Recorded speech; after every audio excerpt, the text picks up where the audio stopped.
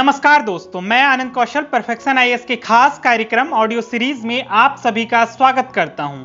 आज हम G20 की दिल्ली डिक्लेरेशन अर्थात दिल्ली घोषणा पत्र पर चर्चा करेंगे। आज का हमारा विषय यूपीएससी के सामान्य अध्ययन पेपर 2 के वैश्विक समूह तथा महत्वपूर्ण अंतर्राष्ट्रीय संस्थाओं से संबंधित है। अभी हाल ही में भारत की अध्यक्षता में G20 के शिखर सम्मेलन की सफलतापूर्वक समाप्ति हुई है। इस पूरे शिखर सम्मेलन में सबसे चर्चा का विषय दिल्ली डिक्लेरेशन को लेकर संशय की स्थिति बनी हुई थी। आखिरकार भारत की कूटनीतिक प्रयासों के फलस्वरूप सभी सम्मानित राष्ट्रों ने दिल्ली घोषणा पत्र को सर्वसम्मति से अपनाया। प्रधानमंत्री मोदी ने दिल्ली घोषणा पत्र की डिजिटल प्रति साझा करते हुए कहा कि सर्वसम्मति और भावना से एकजुट होकर हम बेहतर, अधिक समृद्ध और सामंजस्यपूर्ण भविष्य के लिए सहयोगात्मक रूप से काम करने की प्रतिज्ञा करते हैं। उनके समर्थन और सहयोग के लिए सभी G20 के सदस्यों को मेरा आभार। आइए अब दिल्ली डिक्लेरेशन की मूल बातों को समझते हैं। G20 के सभी राजनेताओं का शिखर सम्मेलन 9 से 10 सितंबर 2023 को नई दिल्ली में संपन्न हुआ, जिसका विषय वसुधैव कुटुंबकम था। हमारा शिखर सम्मेलन ऐसे ऐतिहासिक समय में हो रहा है जहां अभी जो निर्णय होंगे वही निर्णय हमारी समस्त वैश्विक जनता और हमारी पृथ्वी का भविष्य तय करेंगे। हमारे आसपास के परिवेश के साथ सटीक सामंजस्य बनाकर रहने के इसी दर्शन को ध्यान में रखकर हम वैश्विक चुनौतियों से निपटने हेतु ठोस कदम उठाने के लिए अपनी प्रतिबद्धता व्यक्त करते हैं। विश्व की सटीक दिशा तय करने के लिए G20 के सदस्य देशों के बीच आपसी सहयोग अत्यंत आवश्यक है। वैश्विक स्तर पर आर्थिक विकास और आर्थिक स्थायित्व के मार्ग में प्रतिकूल हालात अभी भी बने हुए हैं। आपस में जुड़ी तरह तरह की चुनौतियों और संकटों के लगातार कई वर्षों तक जारी रहने के कारण 2030 एजेंडा और इसके सतत विकास लक्ष्यों की दिशा में हासिल हुई प्रगति अब पलट गई है। वैश्विक स्तर पर ग्रीन हाउस विविधता को हो रहे भारी नुकसान, प्रदूषण, सूखा, भूमि क्षरण और मरुस्थलीकरण के कारण लोगों के जीवन और आजीविका पर खतरा मंडरा रहा है। खाद्य पदार्थों और ऊर्जा की कीमतों सहित अनेक कमोडिटी या वस्तुओं की कीमतें बढ़ जाने के कारण जीवन यापन की लागत बढ़ती जा रही है।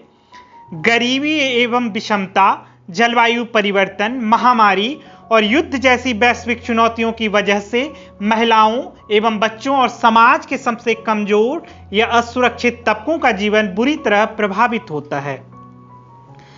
हमारे पास आपस में मिलकर बेहतर भविष्य बनाने का अहम अवसर है।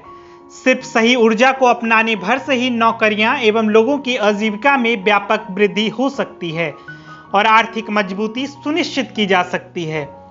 हम इस बात की पुष्टि करते हैं कि किसी भी देश को अपने यहाँ गरीबी से लड़ने और अपनी पृथ्वी के लिए लड़ने के बीच चयन नहीं करना होगा।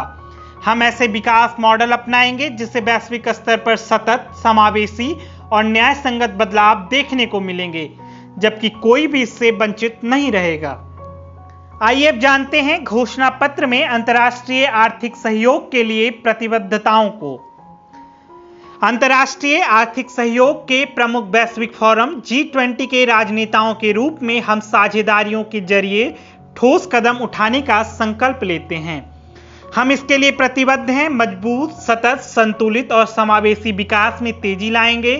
सतत विकास के लिए 2030 एजेंडा के पूर्ण और प्रभावकारी कार्यान्वयन में तेजी आएंगे। भविष्य में स्वास्थ्य संबंधी आपात स्थितियों के लिए बेहतर तैयारी करने के लिए विकासशील देशों में चिकित्सा संबंधी उपायों तथा लोगों की पहुंच बढ़ाएंगे और अधिक आपूर्ति एवं उत्पादन क्षमता सुनिश्चित करेंगे। विकासशील देशों को कर्ज जाल में फंसने से बचाने के लिए तत्काल और प्रभावकारी रूप से तेज विकास को बढ़ावा देंगे। एसडीजी की दिशा में प्रगति में तेजी लाने के लिए सभी स्रोतों से वित्त पोषण बढ़ाएंगे। तापमान लक्ष्य सहित पेरिस समझौते को प्राप्त करने की दिशा में प्रयासों में तेजी लाएंगे और संसाधनों में वृद्धि करेंगे। पृथ्वी, लोगों, शांति और समृद्धि के लिए G20 की घोषणाओं को जान लेते हैं। हम दुनिया भर में युद्धों और संघर्षों या टकराव के कारण अपार मानवीय पीड़ा और प्रतिकूल प्रभावों पर गंभीर चिंता व्यक्त करते हैं।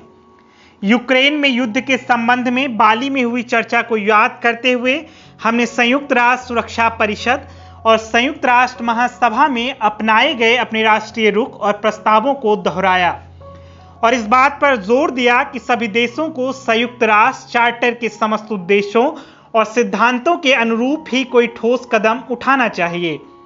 संयुक्त राष्ट्र चार्टर के अनुरूप सभी देशों को किसी भी देश की क्षेत्रीय अखंडता और संप्रभुता या राजनीतिक स्वतंत्रता को नजरअंदाज करके उसके किसी क्षेत्र का अधिग्रहण करने के लिए धमकी देने या बल का उपयोग करने से बचना चाहिए।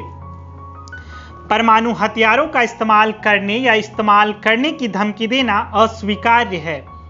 इस बात की पुष्टि करते हुए G20 अंतर्राष्ट्रीय आर्थिक सहयोग के लिए प्रमुख फोरम है और यह स्वीकार करते हुए कि वैसे तो G20 भू राजनीतिक और सुरक्षा मुद्दों को हल करने का फोरम नहीं है, लेकिन हम स्वीकार करते हैं कि इन मुद्दों का वैश्विक अर्थव्यवस्था पर व्यापक प्रतिकूल असर हो सकता है। आइए अब जानते हैं व्यापार के लिए इस घोषणा पत्र में क्या कहा गया है।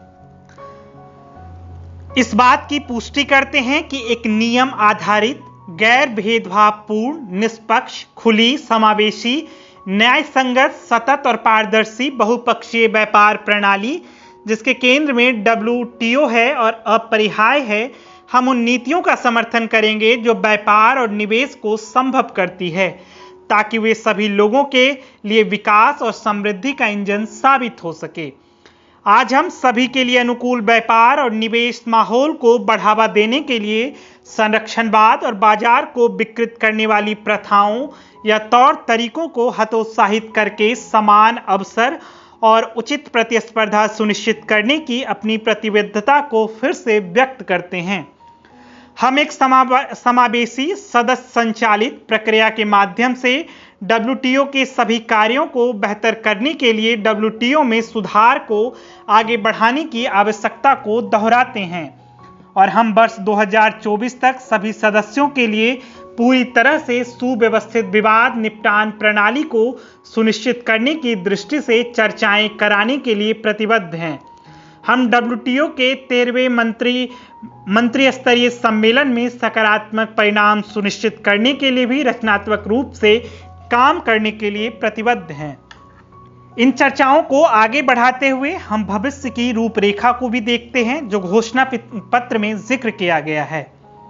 घोषणा पत्र में कहा गया है, हम कौशल में निरंतर अंतर को समाप्त करने, अच्छे कार्यों को बढ़ावा देने और सभी के लिए समावेशी सामाजिक संरक्षण नीतियों को सुनिश्चित करने के लिए प्रतिबद्ध हैं। इसके लिए हम स्वीकार करते हैं कि अच्छी तरह से एकीकृत और पर्याप्त रूप से कुशल कामगार दरअसल मूल और गंतव्य देशों के समान रूप से लाभान्वित करते हैं। इसके साथ ही हम अच्छी तरह से प्रबंधित, नियमित और कौशल आधारित प्रवासन मार्गों को सुनिश्चित करने की दिशा में काम करने के लिए प्रतिबद्ध हैं। आइए अब जानते हैं संयुक्त राष्ट्र के बारे में क्या कहा गया है। द्वितीय विश्व युद्ध के बाद से आर्थिक प्रगति और समृद्धि, उपनिवेशवाद की समाप्ति, जनसांख्यिकी लाभांश, तकनीकी उपलब्धियों, नई आर्थिक शक्तियों के उद्भव और गहन अंतर्राष्ट्रीय सहयोग के कारण वैश्विक व्यवस्था में महत्वपूर्ण परिवर्तन हुए हैं। संयुक्त राष्ट्र को अपने संस्थापक उद्देश्यों और अपने चार्टर के सिद्धांतों के प्रति वफादार समस्त सदस्यों के प्रति उत्तरदायी होना चाहिए और अपने दायित्व को पूरा करने के लिए अनुकूलित होना चाहिए। इस संदर्भ में हम संयुक्त राष्ट्र की 75वीं वर्षगांठ के स्मरणोत्सव की घोषणा को याद करते हैं, जिसमें यह बात दोहराई गई थी कि हमारी चुनौतियां परस्पर संबंध है और इनसे केवल पुनर्जीवित बहुपक्षवाद, सुधारों और अंतर्राष्ट्रीय सहयोग के माध्यम से ही निपटा जा सकता है। 21वीं सदी की समसामयिक वैश्विक चुनौतियों से समुचित रूप से निपटने और वैश्विक शासन व्यवस्था को अधिक प्रतिनिधित्वपूर्ण, प्रभावी, पारदर्शी और जवाबदेह बनाने के लिए पुनर्जीवित बहुपक्षवाद की आवश्यकता को लेकर कई मंचों से आवाज उठाई गई है।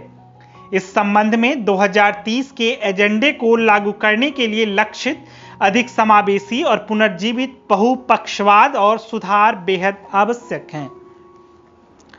आइए अब इस पूरी चर्चा के निष्कर्ष को जान लेते हैं।